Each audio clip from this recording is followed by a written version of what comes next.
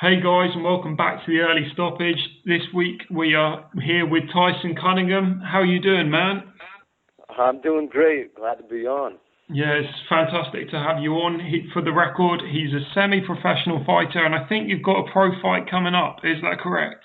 Yeah, I'll be making my pro debut here on July 6th at the Emerald Queen Casino up here in Tacoma, Washington. Well, we'll give you a chance to shout that out in a bit, but first of all, just got to ask you real quickly, how long have you been training for? A little over 3 years now. I got out of the military about 4 years ago. Was trying to keep myself busy, and there was a gym not too far from me. Went in there, and the rest was history. Yes, well, I'm sure you got plenty of stories because, as I said, you are a semi-professional. What's your record, buddy? I'm 5-0 at the time. See, that is incredible. But just for anybody who's listening for the first time, we're going to give a big shout out to MMA Victor for hosting this thing. The agenda for today, we're going to quickly cover the UFC this weekend. We're going to speak to Tyson Cunningham a bit more about his record, where he's been trained out of, what his future plans are. Then we're going to cover the biggest news stories of the week, and then we've got the Early Stoppage game show. So before we begin, we'd better cover the UFC, since it's hard to get it out of the way since it happened just last weekend. Did you have a chance to watch it? Yeah, I sure did. It was actually a really good card for being a free card. Yeah, it was really good. Yeah, man. I thought it was one of the top shows this year, especially with the finish.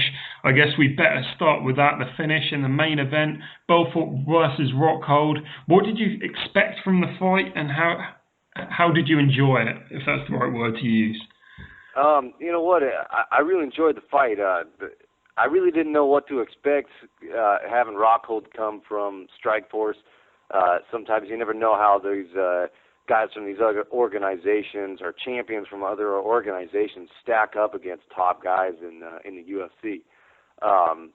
What I was most impressed about was not just Vitor's finish, but the fact that he's 36 years old, and the guy is still adding, impressive finishes to his repertoire. I mean, spinning back kicks and stuff like that, 2 head kicks in a row over, I would consider some seriously tough competition, and so, it's just really impressive that the guy is continuing to evolve even to this day, and he's been around forever now. That is too true. I mean, do you reckon? Of course, TRT itself didn't set the kick up, and he has now knocked out 2 top 5 guys. Do you think TRT played a factor in the fight at all? I saw, Luke Rockhold was, even him himself said in an interview that, TRT had nothing to do with, a spinning back kick to the face. So I agree, 100% with that. I mean, Vitor threw that kick perfect, as the commentator said during the fight. He looked right where his target was, and he landed that kick just beautifully. I don't see how TRT could, come into play with that, with, throwing such a beautiful kick like that. I mean, maybe, if we'd have seen something, kind of ridiculous where he just went, oh yeah, he's on something or whatever, that's one thing. But, a kick like that, something in his repertoire like that, I just don't think it came into play, I think you're right, especially with these flashy techniques. It takes a lot of skill behind them.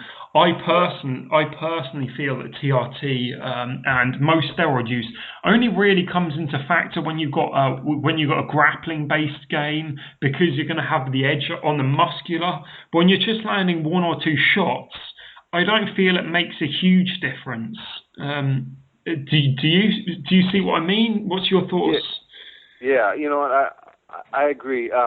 There's times when guys have been, where they've popped for, steroids, performance enhancement drugs, and you went, okay, that makes sense.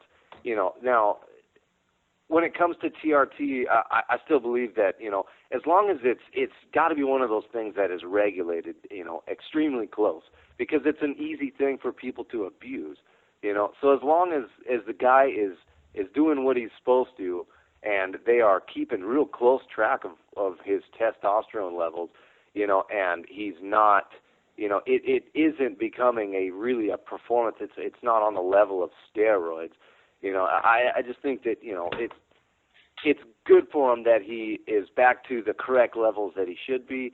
Now he has to stay there, because if his levels start going way up and he tests positive, I mean, that's bottom line, is that's cheating. But, again, it has to be regulated. I can't stress that enough. I guess the thing to mention is that he did win in Brazil. So long as he's being fair to Brazil standards, whether he goes back to Las Vegas and they're not the right standards or something, is maybe something we'll see in the future. But, right. But, and I'm sure they're going to have to, there's going to be some kind of, learning curve with all of this stuff on how to regulate it, specifically internationally, like you're saying. So, it'd be interesting to see how it all plays out. The co-main event and the second absolutely awesome and devastating performance was by Jacare against Chris Camozzi. I mean, he had him out within about 3 or 4 seconds of that choke being on. Most people, of course, predicted the first round submission, but were you surprised at all? I wasn't surprised at the submission. I was really impressed with Camozzi's ability to be on his back with Jacare in his guard. He did he obviously has been working on his jiu-jitsu for this fight, but and so I was impressed with Camozzi. I got to give him props for that. Now, when it comes to Jacare being such a high-level grappler, a guy like that, as soon as he grabbed that arm triangle, I said, right, instantly, it's over, because a guy like that, at that kind of, pedigree of grappling, guys like that, they finish chokes, and so when he locked it in, I said, there it is, it's over now, and it was just a few seconds after that. So, yeah, no, it wasn't surprising there. Again, Chris Camozzi, great job, but he fought a world-class grappler for sure. Yeah, I mean, as soon as the fight went to the ground, most people I know were saying that's it. One of my friends even left the room. He said, that's it, Jacare's won. It is that kind of fight. But another fight that is a completely different scenario was Dos Anjos versus Dunham. How did you score that fight? I actually had it at Dunham winning that fight. I was a little bit bent out of shape. I thought that the fight should have gone to Dunham. I thought that specifically in the later rounds, he really started to find his groove. It seemed like he was landing the better shots. He had the better pressure. He's constantly coming forward. I mean, Dos Anjos he's a very dangerous fighter, and those guys were getting it, man. They were trading for sure, and they were both landing quality shots. But I personally had Dunham winning that fight specifically for octagon control and aggression. He really brought the fight to Dos Anjos in the later rounds. I think it's absolutely crazy to even consider what Evan Dunham's been through in the last 3 fights. I mean, he had that close fight with TJ Grant, then the split decision win against Gleison Tibau, and now this. People are saying it's a robbery. I don't see it as that at all. I think it was a close fight that you can't argue either way for one fighter. What do you think is next for Evan Dunham following that loss?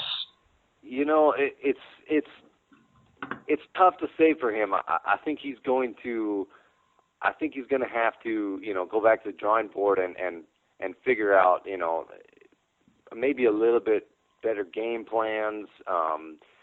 Maybe polish some stuff up to try to give him a little bit more of an edge.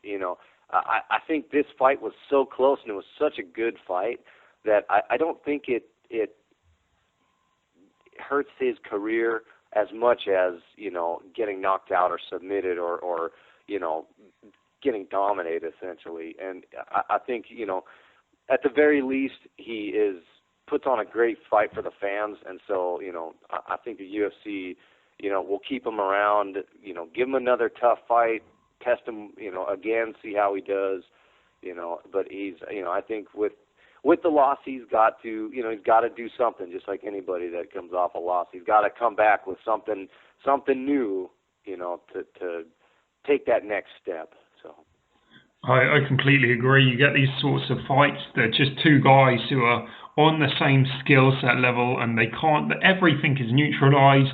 And when the bell rings, it's just like, well, these two are going to have to fight somebody else on the same level. You know, a step up probably isn't the best idea. A step down, they're just going to win. It's okay when it happens between guys like Rafael dos Anjos and Evan Dunham, but when it happens in fights like Benson Henderson versus Gilbert Melendez, then that's where the problem starts occurring. But I have to agree that these guys they're on the right tracks. They just got to improve some small tweaks. But we always guys like that, they're kind of on the cusp of that. They've got a name for themselves in the division. They're kind of on the cusp of the top 10. They really got something to prove because they don't have to go too far backwards to get cut, but they can win a few fights and start getting ranked now. So, yeah, I think that's where he's got to go. Of course. We always have a segment on this show. It's whenever we have a UFC event the week before, we have who is the Shawn Michaels, who is the showstopper, who stole the show for this event, who do you have it at? So I would say the showstopper has got to be Belfort. The guy is, again, 2 head kicks in a row for, top opponents. He's 36 years old and still going strong. There's a showstopper. Let's see, what was the other two? I would say again. No, it's just they're always the same person. Showstopper, who stole the show. The only other name you could really say is Jacare, but it is good when you get a main event delivering, and that's exactly what we got. Yeah, and I think he stood out absolutely the most that night. It was a great card, but when it came down to it, everybody on after the fights and Sunday and even today is talking about Vitor. So yeah, definitely. It's true. But anyway, we want to talk about your career as well. I mean, when is this pro fight of yours? I mean, you mentioned it earlier. You mentioned that you're 5-0. What's going on with you? I heard you something like you're cutting weight, did you say?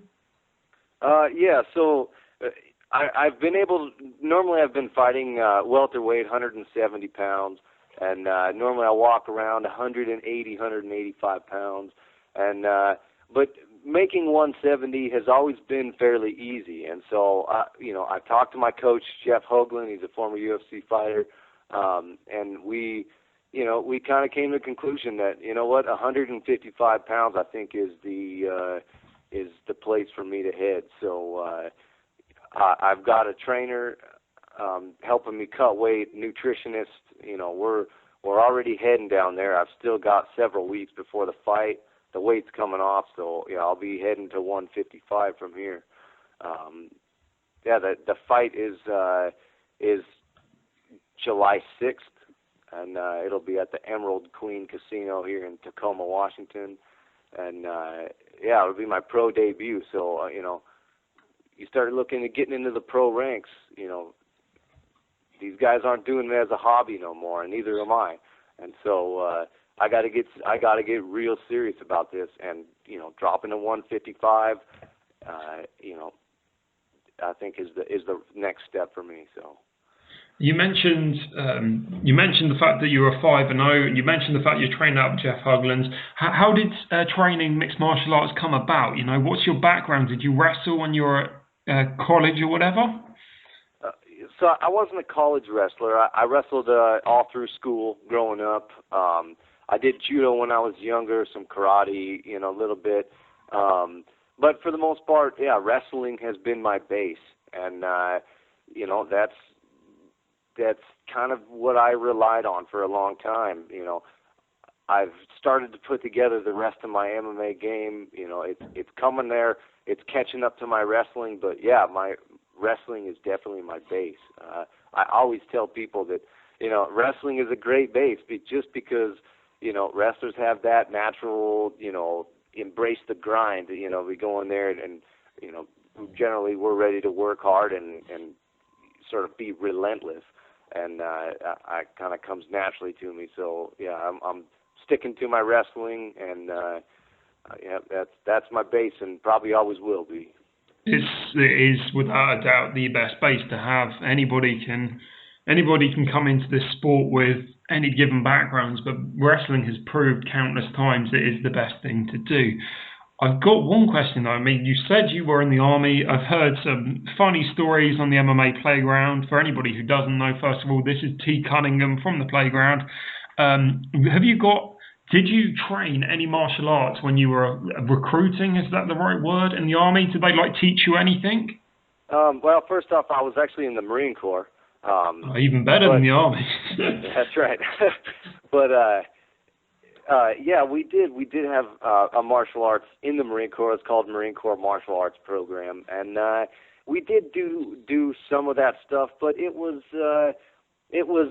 more the direction of the Marine Corps Martial Arts Program is more of the combat, bayonets, rifle buttstock, wearing body armor and a Kevlar, how to defend yourself in situations like that, in literally situations where there's another combatant that is, attempting to kill you, shoot you, stab you, so on. So it's a very militant style of martial arts. It's very basic, and it's a fairly brutal way of of butt stroking and stabbing and stomping on throats and all that stuff like that. Now, how that kind of plays into MMA, I would say it is a very, very small part of it. I'm not going to say I didn't take anything away from it, but MMA, bottom line is MMA is a sport, and you have to look at it as a sport. You have to know how to use rules to your advantage, and how to develop your game in multiple different places. And so, yeah, I would say it helped me, but it didn't, by no means was it a, deciding factor. So. Yeah, that's fair enough. I've never really heard it from somebody in the Army or the Marines how they've even what the training's like at all. So it's interesting to get some insight in that. I never really thought that, of course, you're going to be going for things like the nut shots. Of course, this isn't whenever you're in a hostage situation, it's never going to be pretty, is it? No, not at all. And in MMA, someone's going to get hurt, someone's going to lose the fight, but by no means do I want that other person to be seriously injured or killed. And so you have to just, figure out that, they're two very separate kinds of martial arts. So you say you're 5-0.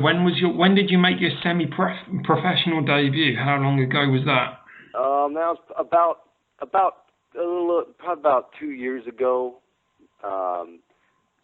I fought at the Snoqualmie Casino up here in Washington, and I made my debut, and then I took another fight, and then I got injured, and so I was out for, I still trained, but I didn't fight for close to a year, and then came back, had a couple more fights, and then this last fight was, the deciding factor of, hey, I think it's time. My coach said, hey, I think it's time for you to take the next step.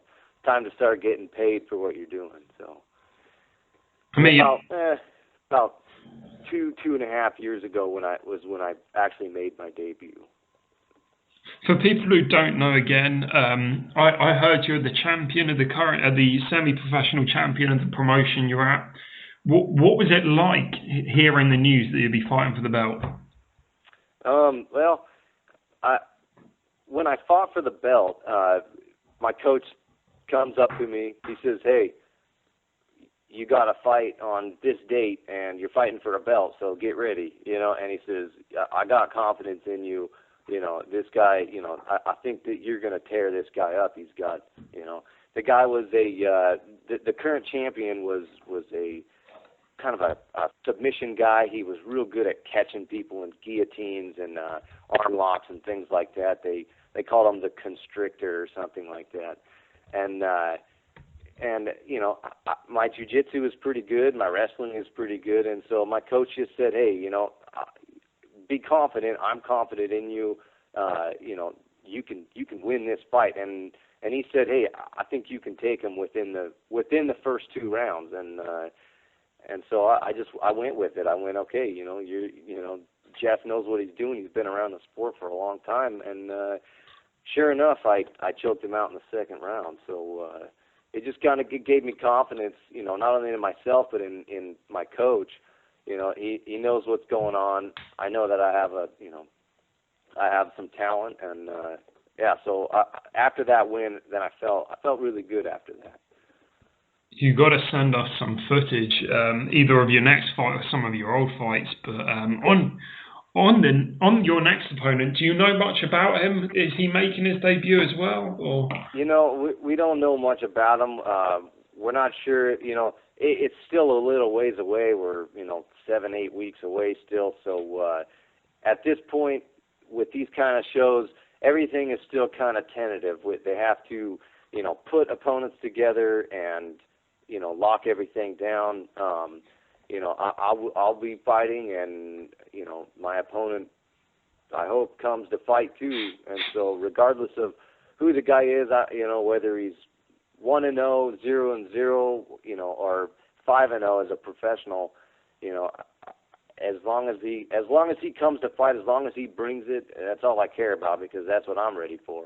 And like I always tell people, there's only one way I come to fight, and that's I'm coming to bring it. And so I really do hope that the guy comes with everything he's got, because that's the only way for either me or him to make a name for ourselves in the professional rankings. And making my debut, I've made up my mind. I want to make a name for myself, and I'm ready to. I'm in it 100%. So, I'm really looking forward to it. I really can't wait. It can't come fast enough, though. Well, I look forward to hearing more about it. Hopefully, we can rearrange another interview with you, either nearer the time or after the fight. Sure, that's great. But we better get to the biggest news stories of the week. As you may have heard, that Renan Barão is out of UFC 161. So, what do you think about this? I mean, this is the interim champion who's injured, and you have Dominick Cruz who's currently injured. Is there going to be a second interim championship, or how can the UFC play this one out? Well, I think right now, because Barão has just pulled out, I think we're just going to have to wait and see, how bad is his injury. I heard it was some kind of foot injury. What that means, does that mean, hey, take a month to recovery and then go back to training and fight? Or, is it something like, multiple surgeries or something along the line? So at this point, I think we just got to wait and see. I'm sure, myself and every other fan out there is really crossing our fingers that he is not injured, anything like, the current champ, Dominick Cruz. So I don't think I just, I guess I'm going off of a hunch right now, but I don't think we're going to have a third interim title or anything like that. Hopefully he's just got something hurt, not tore real bad or broken, and so, hopefully he'll be back, because I was really looking forward to this fight. I think him and Eddie Wineland, would put on a really exciting fight. That is true. Barão's rarely ever in a boring fight. I'm just like you. I really hope it's not an injury. I don't know whether in your opinion, would they strip Barão of the belt? Well, I think it would have to be, if it came down to, an injury as bad as Dominick Cruz's injury, where you're looking at like a year or 2 years before before he can fight again, or even start training. At this point, Barão hasn't had very many fights as the interim champion, and so they very well could strip him of the belt. I don't really want to see him get stripped of the belt any more than I want to see Dominick Cruz get stripped of the belt. But to be honest, I think that something has to happen with this weight class, and that either means Dominick comes back and defends his belt, or I think with this weight class there's kind of a stalemate going on, and something's got to happen soon.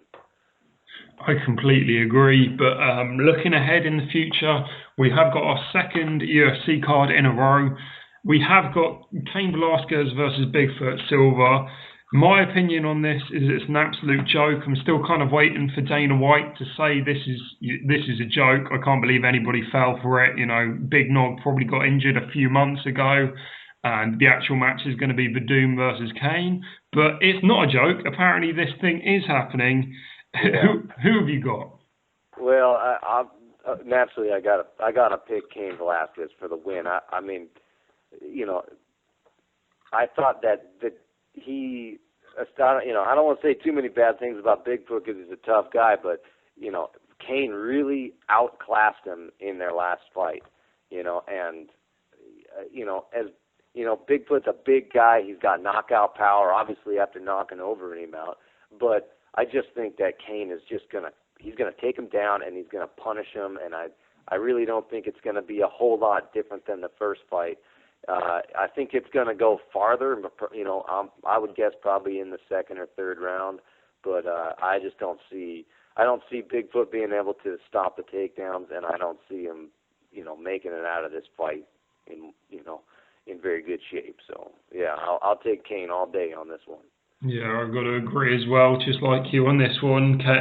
Bigfoot got that one leg kick last time and then was on his back. It's going to be the same in my opinion.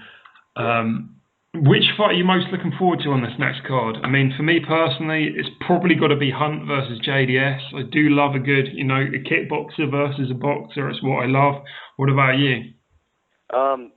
Yeah, me personally, I think the most I'm looking forward to, it's got to be a combination between either the Hunt and Junior Dos Santos fight and the Cerrone versus Nunes fight. Obviously, the Hunt and JDS fight, you know, it's going to be, you got two high-level strikers, and, you know, like we've all seen, you know, Hunt has, that guy can knock out any man on the planet, you know, and so it's just whether he can land those shots, you know. Can JDS stay away from that big power of Hunt? You know, I think, you know, I could see Junior, you know, kind of outworking Hunt, you know, kind of picking him apart a little bit. And, you know, I think Hunt's cardio could fail in the later rounds. You know, he's got a great chin, so I don't think he's going to get knocked out, but, you know, I do think he's going to get kind of picked apart by Junior. The second fight is the Cerrone Nunes fight. I'm really excited about that. Specifically, I'm a big Cerrone fan, and I'm, you know, after his last fight, I'm really hoping to see him do well in this fight. I think he's fighting another kind of high level striker, and you know, it's going to be really interesting to see, you know, how he comes back from that last fight. I think the fight is very interesting as well, especially with the fact Cerrone's weakness seems to have been in late the striking, which is quite surprising. He began his UFC career quite well on the striking, but now it looks like Diaz was able to do well against him. Pettis was able to stop him. Could you do you think Cerrone's going to take this quickly, or will it be an easy one? Will it be a long night for him, I should say? You know what? I think I'll be picking Cerrone to win this fight. I don't think Nunes is anybody that he's going to walk through. I think Nunes has got his hands are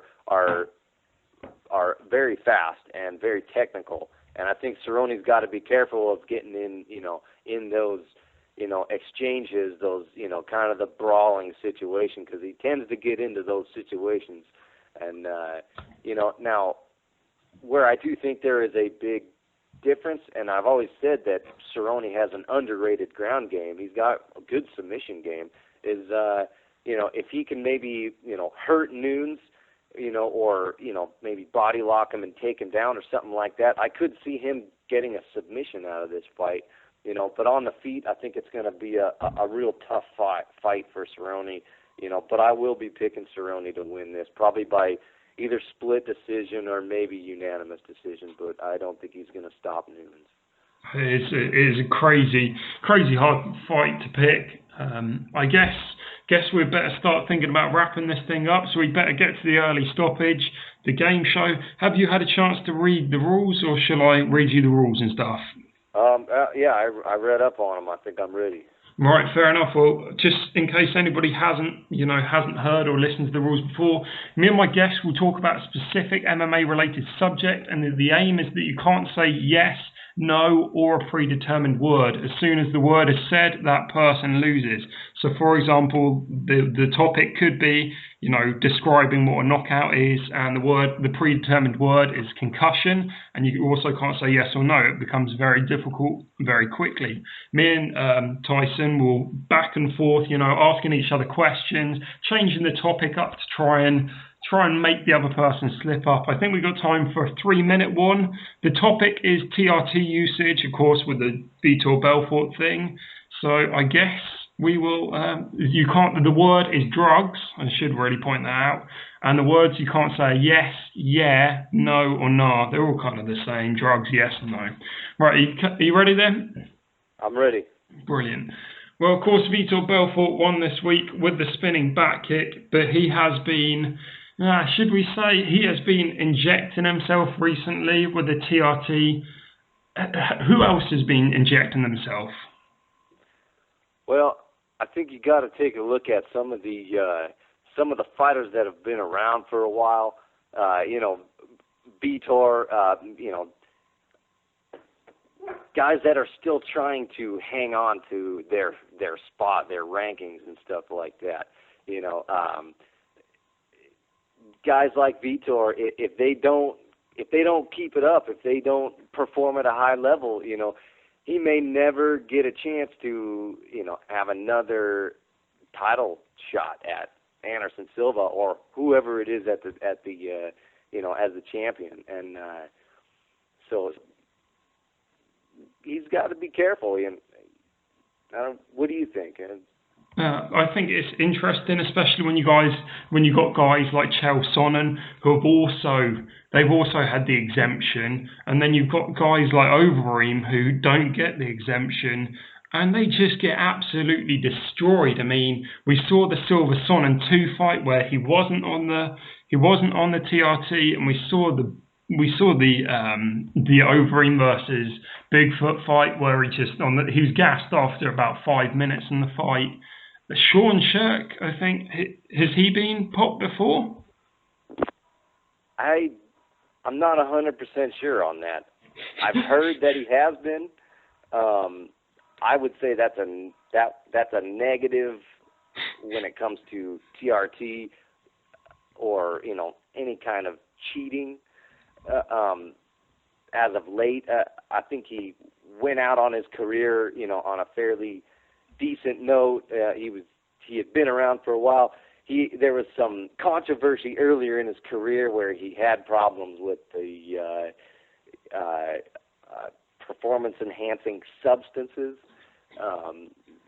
But a guy like Sean Sherk, I think he's okay. Yeah. I just said yeah, didn't I? Oh yeah. Well, we managed. Bing, bing. Yeah, we got it to 2:30. That was close. I was just about to say yeah. I think there's other guys out there like Thiago Silva as well who seem to not get off the stuff. But well, congratulations, man. That's I can't believe some people are able to beat me at my own game. Yeah, it happens. Yeah, but that brings it to 3-3 now. So you brought it back for the guest, buddy. I'd just taken the lead, but you brought it back.